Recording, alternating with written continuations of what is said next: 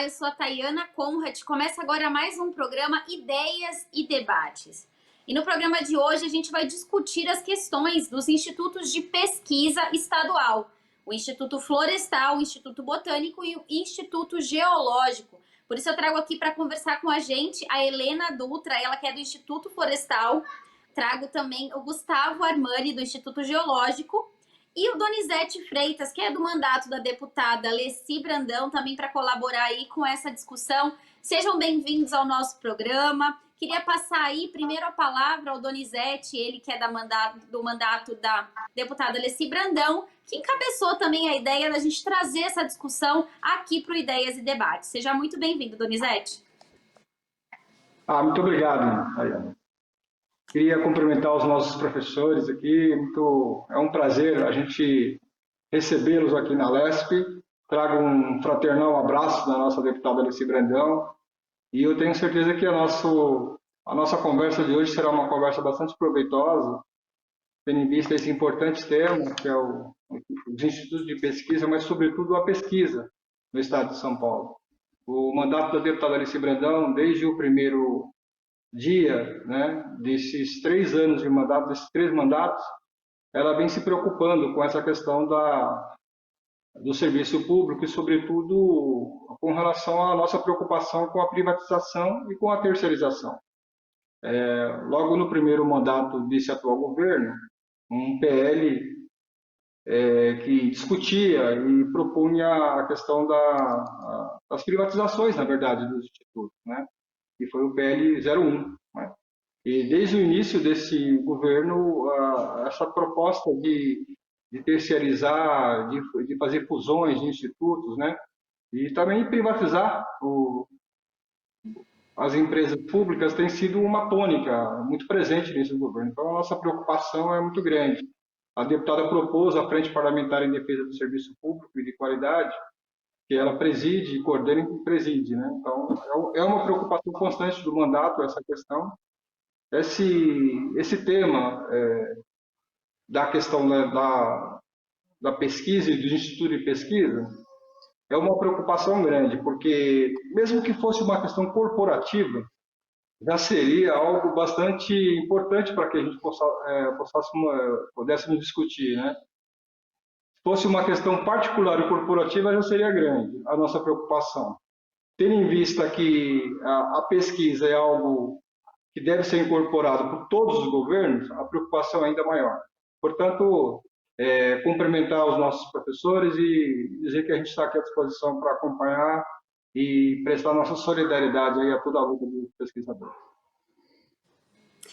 Obrigada, Donizete. Eu queria passar a palavra primeiro para Helena Dutra, para ela falar um pouquinho sobre a extinção do Instituto Florestal. Eu queria que você contasse um pouquinho para o nosso telespectador, já que o Donizete trouxe aí para a gente essa preocupação e essa discussão que acontece dentro da Assembleia Legislativa, diretamente aí com o mandato da deputada Leci Brandão. Eu queria que você explicasse hoje a situação do Instituto Florestal, Helena. Oi, boa tarde. Eu queria agradecer a oportunidade, agradecer à deputada Leci Brandão e ao Donizete por essa iniciativa desse debate e a você que está nos recebendo. O Instituto Florestal, um órgão criado há mais de 130 anos, foi extinto numa penada, né? E um belo dia, nós acordamos com o Diário Oficial com uma publicação de um PL que colocava a extinção do Instituto Florestal, né? Que é o PL 529, famoso. Então, desde outubro do ano passado, depois da aprovação e promulgação da lei, aprovação do PL e a promulgação da lei, o Instituto Florestal deixou de existir legalmente. Porém, a gente continua trabalhando, né? Os mais de 400 funcionários estatutários continuam desempenhando suas funções com muito mais dificuldades, né, no momento, porque a instituição deixa de existir de uma hora para outra. Agora criou-se uma nova instituição que faz a fusão desses 3 institutos de pesquisa de uma forma bastante autocráticas, sem participação, sem planejamento. Então, assim, uma instituição que respondia até pouco tempo pela criação e manejo das unidades de conservação do Estado. A instituição a qual devemos o fato de termos em nossas unidades de conservação representados todos os ambientes naturais que ocorrem no Estado. Então, desde áreas no litoral, desde lá de Cananéia, né, Parque Estadual da Ilha do Cardoso, até no outro extremo do estado, o Parque Estadual do Morro do Diabo. Então, o Instituto Florestal, ao longo de sua história, sempre promoveu a conservação e sempre se preocupou e desenvolveu ações de conhecimento dos ambientes e geração e formas, né, de conservação.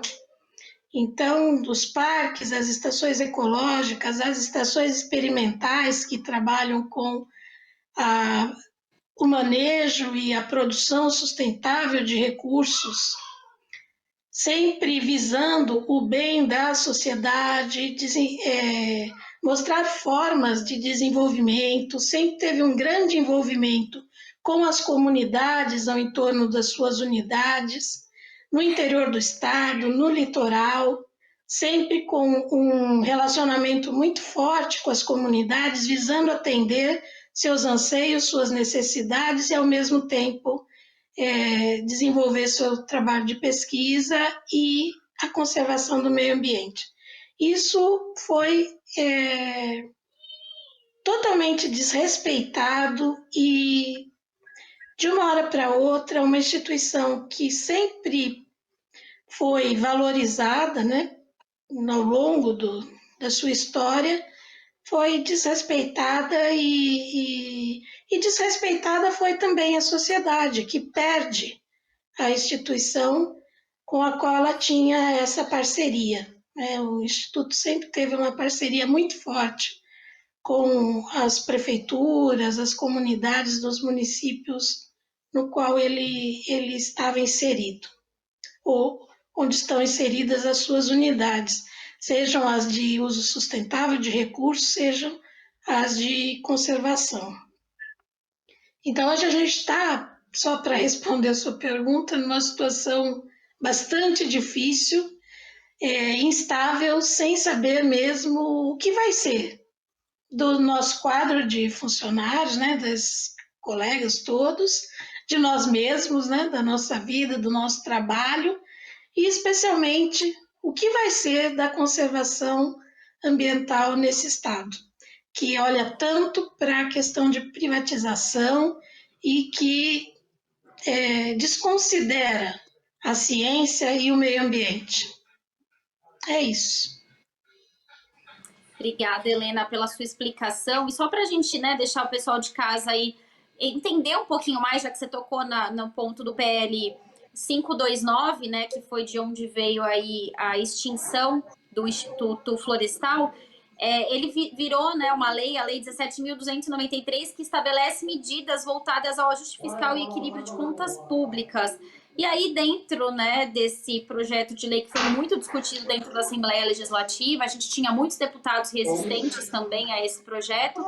Outras instituições públicas também foram extintas.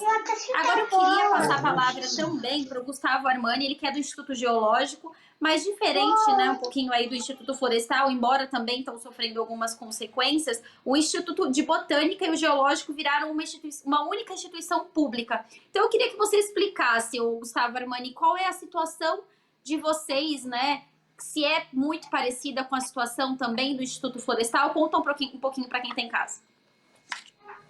Olá, muito obrigado, Thay, e obrigado à equipe da TV Alesp, obrigado pelo convite, a deputada Leci Brandão, e um obrigado aí aos nossos telespectadores.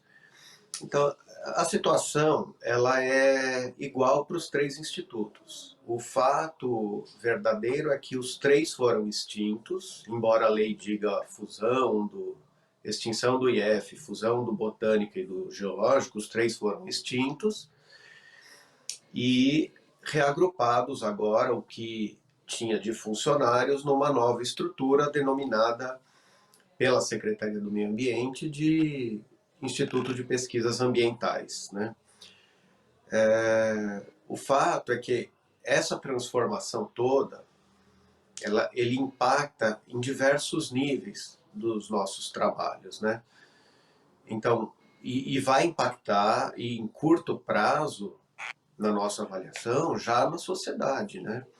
Veja, no Instituto Geológico nós temos diversas ações conjuntas com municípios que podem ser prejudicadas, né?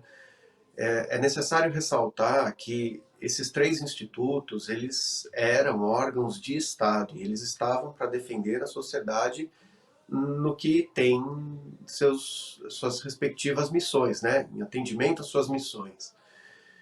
E, além de serem institutos de pesquisa, né, então de produzir novos conhecimentos para que subsidiem as políticas públicas, eles atuavam como serviços, né? O Instituto Florestal era um serviço florestal do Estado de São Paulo, o Instituto Geológico era o serviço geológico do Estado.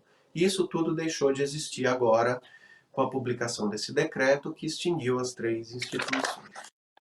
Então nós temos, por exemplo, as ações de mapeamento e prevenção de riscos já sendo diretamente afetadas, a gente tem dificuldade para sair para uma vistoria, para fazer avaliação de terrenos, tem dificuldades, por exemplo, para solicitar financiamento nas agências de fomento, né? Tem um edital da FAPESP agora, publicado, e a gente não sabe como submeter, se podemos submeter projetos para captar recursos para desenvolver projetos de pesquisa voltados a interesses da sociedade, né? Então, isso tudo impacta diretamente, né? Desde o que você faz, com quem você fala para solicitar qualquer coisa que não tem definido, até coisas maiores, como contratos que ainda não foram subrogados e etc., né? Então, é um problema bastante grande que vai demandar um certo tempo para se reajustar. Mas o grave mesmo, que isso são questões administrativas que ainda vão ser ajustadas. O grave é você perder atribuições de pesquisa. Estas sim foram seriamente prejudicadas. Então veja, antigamente, né, nos três institutos, nós tínhamos 54 núcleos de pesquisa, distribuídos nas três instituições.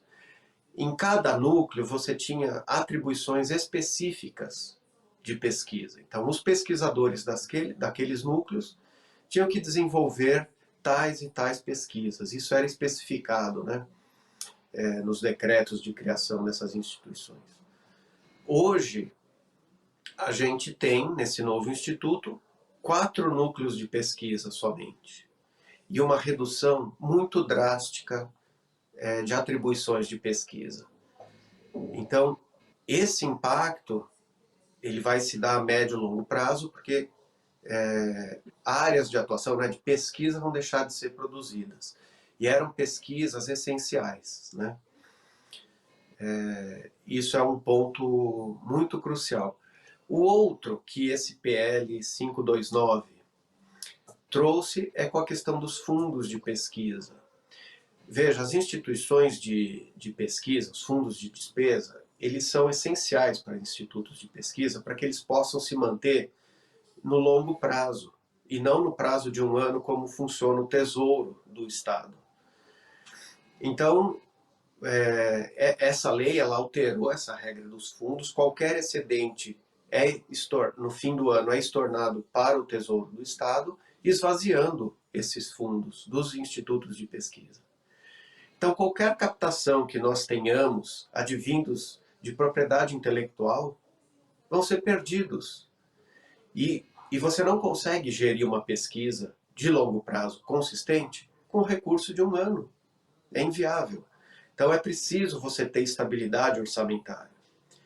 Esse foi um dos motivos alegados para excluir a FAPESP e as universidades do PL, e o que de fato aconteceu. mas não aconteceu com os institutos de pesquisa. Tá?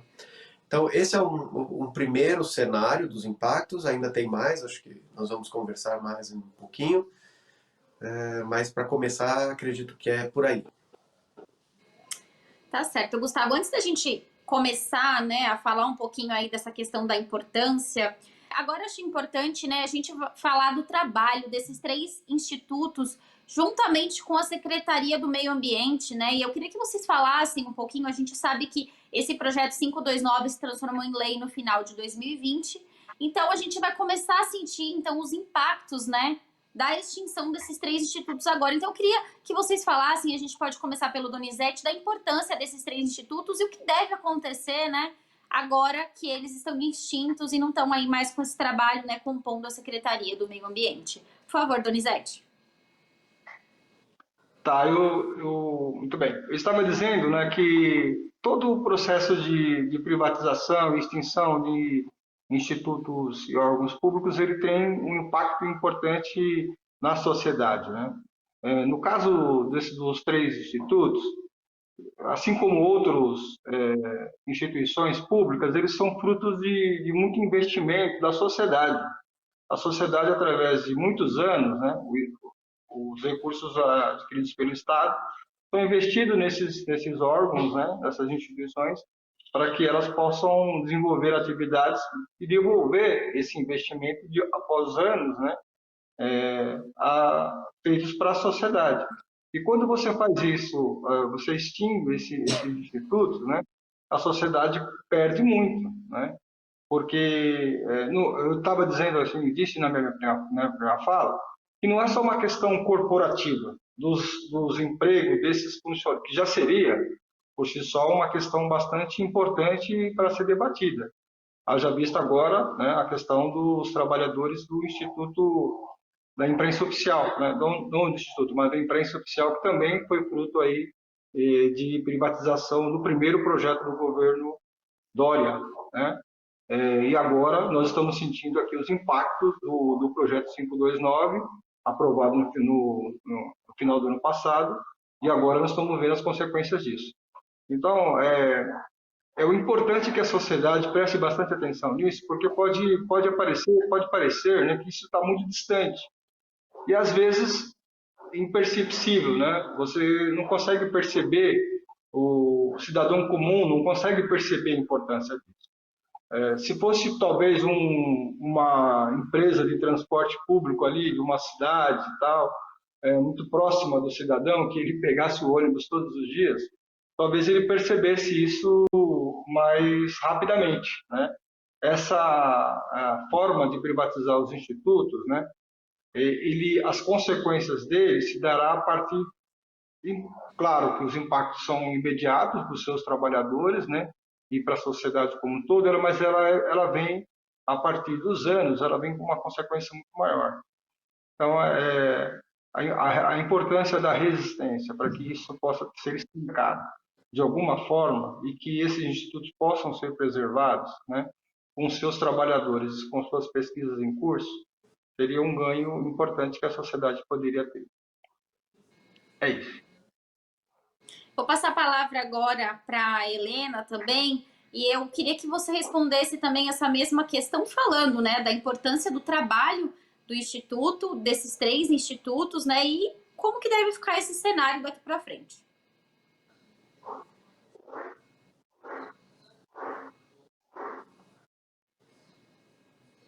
Helena, acho que a gente também está sem o seu áudio.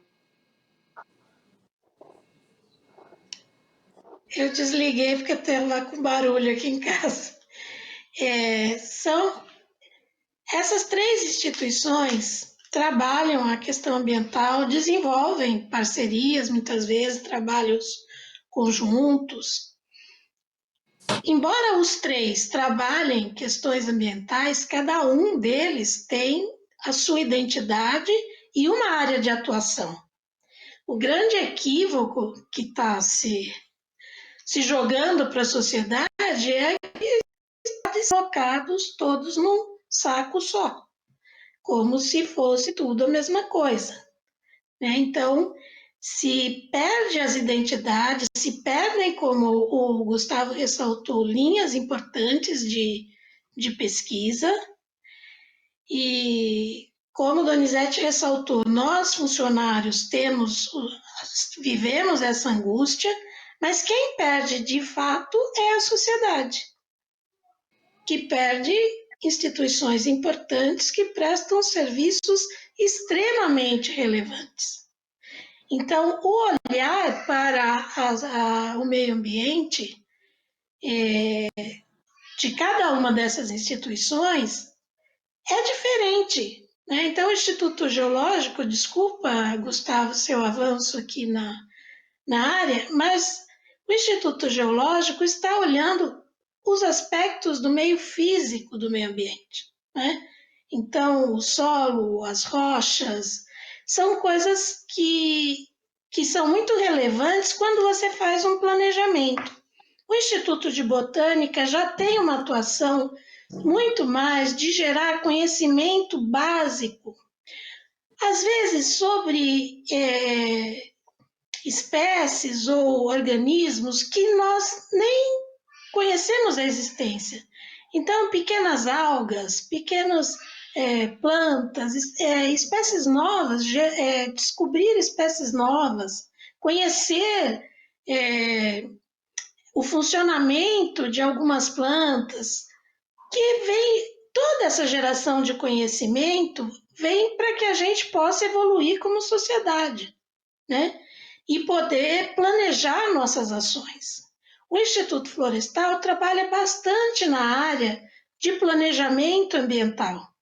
Então, elaborar planos de manejo, organizar planos de manejo de unidades de conservação são documentos que estabelecem a forma que aquela área deve ser manejada. Manejada quer dizer conduzida, né?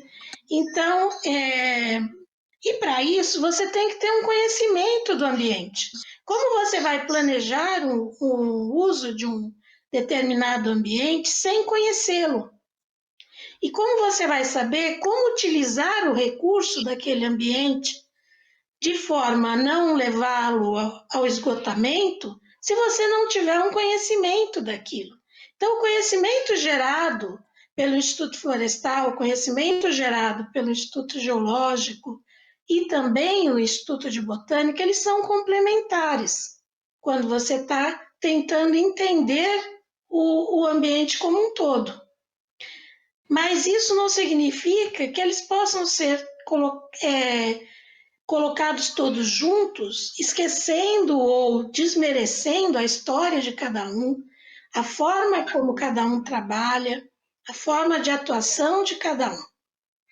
Então, os três são importantes, cada um por si, cada um com a sua identidade, né? Então, é um erro, foi cometido nesse processo todo alguns erros bastante primários.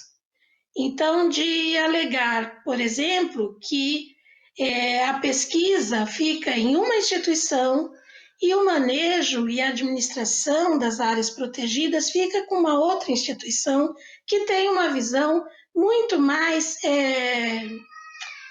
assim, do ponto de vista financeiro da utilização de recursos, né?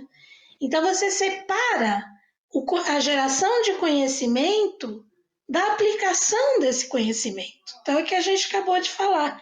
Para você conduzir uma área protegida, você tem que ter um conhecimento dessa área, planejar o seu uso. Então, isso ser separado, isso é um retrocesso em termos ambientais, porque são coisas que devem caminhar juntas, né? Você conhece o ambiente, você faz o seu planejamento, desenvolve ações no sentido de obtenção de benefícios daquela área e também de conservação da mesma. Com a evolução desse trabalho de manejo, você chega a situações diferentes, né? Então, só para exemplificar, às vezes você tem uma área dentro de um parque que é uma área que foi alterada por algum tipo de uso anterior mesmo à criação do parque. Aí você faz o zoneamento, você faz esse planejamento, estabelece zonas de manejo e você coloca essa área, por exemplo, como uma zona de recuperação. Você toma medidas para recuperar, na medida do possível, o ambiente mais próximo do ambiente nativo. Em um outro momento, você vai estudar de novo aquilo e você já alcançou suas metas em relação àquela área. Então, você toma novas medidas. Essa é uma evolução natural, né? Então, que um trabalho vai complementando o outro. Então, você separar isso. Então, quem estuda, quem desenvolve o conhecimento não é a mesma pessoa que toma a decisão.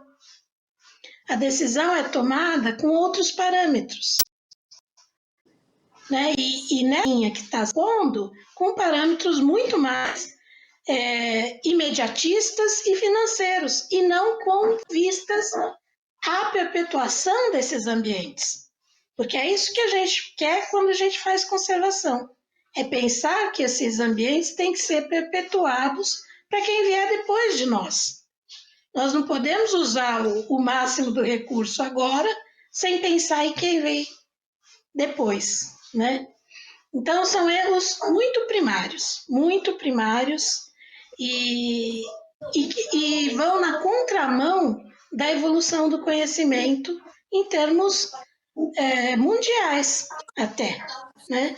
Isso para citar um dos erros, porque a falta de participação, a não ouvir comunidade científica, desmerecer história, não levar em conta a história, né? Chamar de modernização, pisar na história, isso é uma outra coisa que é assim muito.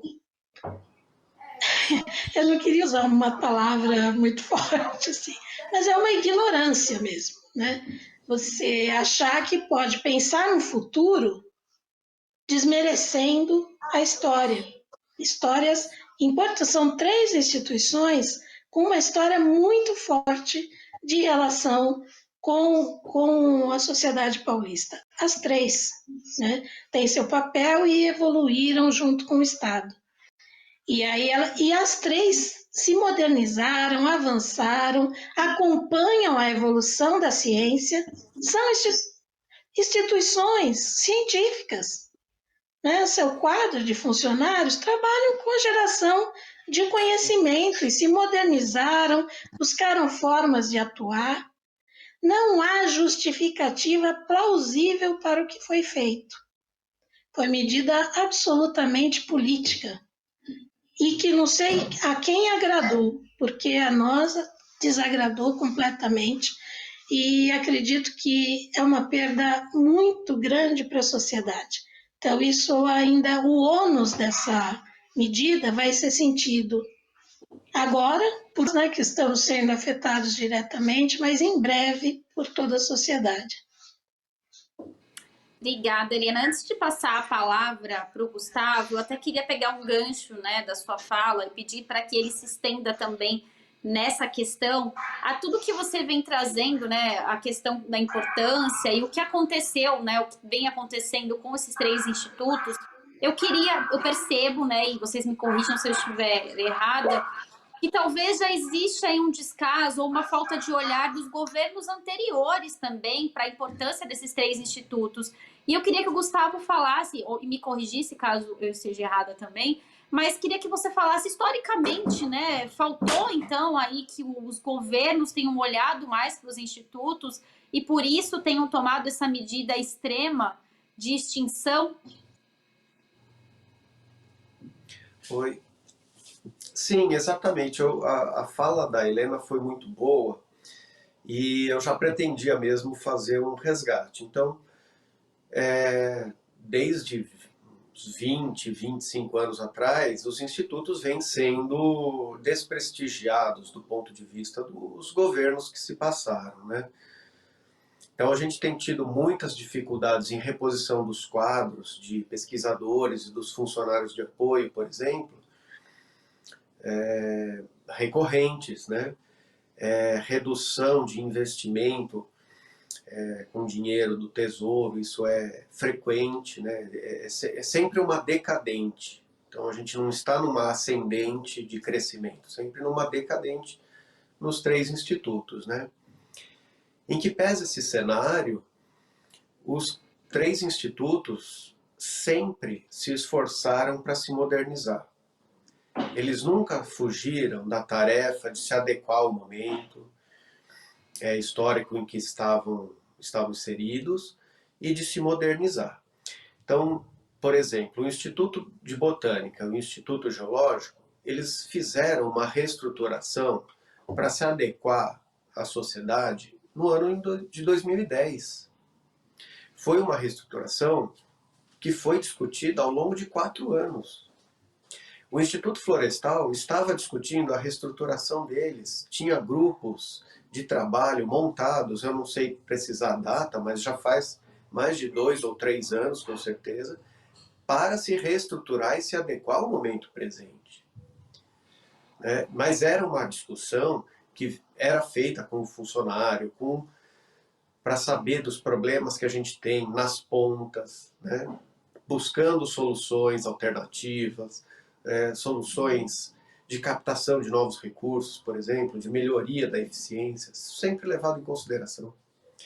E aí, de repente, é feita uma extinção das 3 instituições, se propõe uma instituição nova sem levar em consideração a opinião dos funcionários que trabalham na pesquisa, que sabem dos problemas, que conhecem as necessidades que precisam no momento atual. E aí gerou-se essa distorção que a gente tem hoje. Então, por exemplo, o Instituto Geológico tinha um núcleo de paleontologia. Esse núcleo de paleontologia tem um acervo paleontológico riquíssimo. Esse novo instituto de pesquisa não tem mais atribuição de paleontologia. Como é que a gente fica com pesquisas em paleontologia? A Petrobras tem interesse muito grande na paleontologia. Já tinha feito contatos com a instituição para desenvolver pesquisas em assuntos específicos, relacionados a uma era, um período geológico, que interessava para ela. Isso é um prejuízo imediato. Um outro exemplo. Em pleno século XXI, nessa fase de urgência climática que a gente tem, o novo instituto não tem atribuição de pesquisa em climatologia. Não tem. E o Instituto Geológico tinha um núcleo de pesquisa em climatologia.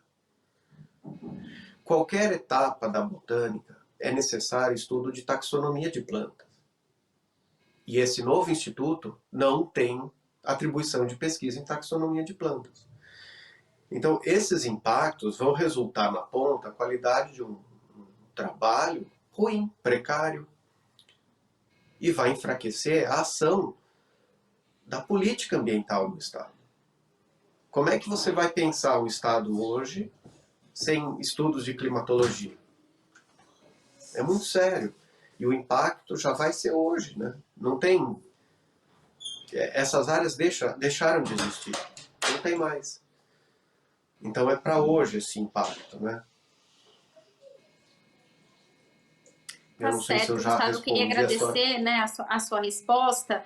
E eu queria que vocês falassem do que vocês esperam, né, para o próximo cenário. A gente sabe que já foram extintas essas 3 instituições, mas qual é o próximo passo? O que vocês pretendem fazer para que talvez seja revista essa questão? Eu até vou pedir primeiro para o Donizete falar, ele que está aí dentro da Assembleia Legislativa, que está ativo aí também no mandato da deputada Alessi Brandão. A gente sabe que esse tema é um tema que preocupa, então eu queria que você começasse falando sobre isso, Donizete.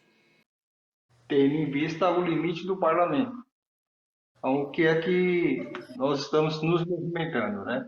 Tem a frente parlamentar que eu citei no início, que é a deputada Alessi Brandão coordena e preside, que é a frente parlamentar que debate a defesa do serviço público de qualidade. Mas tem também uma frente parlamentar que ela não preside, mas que agora me parece que é o deputado Carlos Janazzi, que preside, que é a frente parlamentar que debate exclusivamente os institutos de pesquisa, né? Então, a partir desses dois instrumentos, né, da frente parlamentar, é problematizar isso, né, e buscar respostas junto à sociedade, mas mais que isso, né, também questionar o governo do Estado com relação a essas atitudes que não é de agora, como foi bem lembrado aqui pelo Estado, né, há anos, né, o Estado de São Paulo tem apresentado medidas do ponto de vista do governo que sucateiam os institutos de pesquisa, assim como outras instituições públicas, né? Mas, em particular, a que nós estamos debatendo agora, o Instituto de Pesquisa. Então, essas duas frentes parlamentares mais específicas, né, questionam essa política de sucateamento, extinção, né, desses institutos, né? E aí, a partir daí, propor ações, né, que possam questionar e, de certa forma, procurar reverter esse quadro que é bastante além de preocupante, né, é bastante caótico, porque o futuro, um estado como o nosso, né, qualquer estado, mas em particular o estado de São Paulo, que é onde nós estamos aqui, deixar de ter institutos como esse, que há anos já desenvolve ações importantes para o estado, seria como bem disse a nossa professora, baixa a ignorância, né? A gente não ter uma preocupação com isso. Quem é que pode se abrir mão de ter o conhecimento necessário para as áreas mais importantes, como estamos agora, né? Do clima, do meio ambiente, da botânica, né? Só para a gente aqui problematizar mais a questão. Além desses que nós estamos debatendo aqui, o Instituto Butantan também foi motivo de discussão para entrar ou não no projeto 529.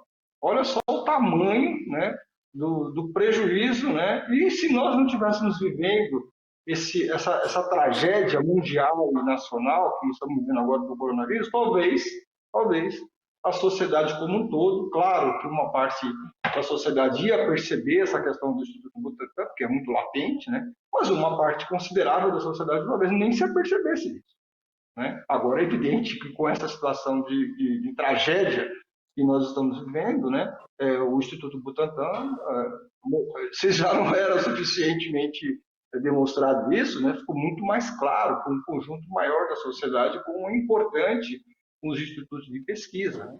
Então, esse exemplo do Instituto Butantan, eu acho que é bem emblemático para a gente mostrar a importância que tem todos os institutos de pesquisa. Abrir mão da pesquisa, né? Abrir mão do conhecimento, né?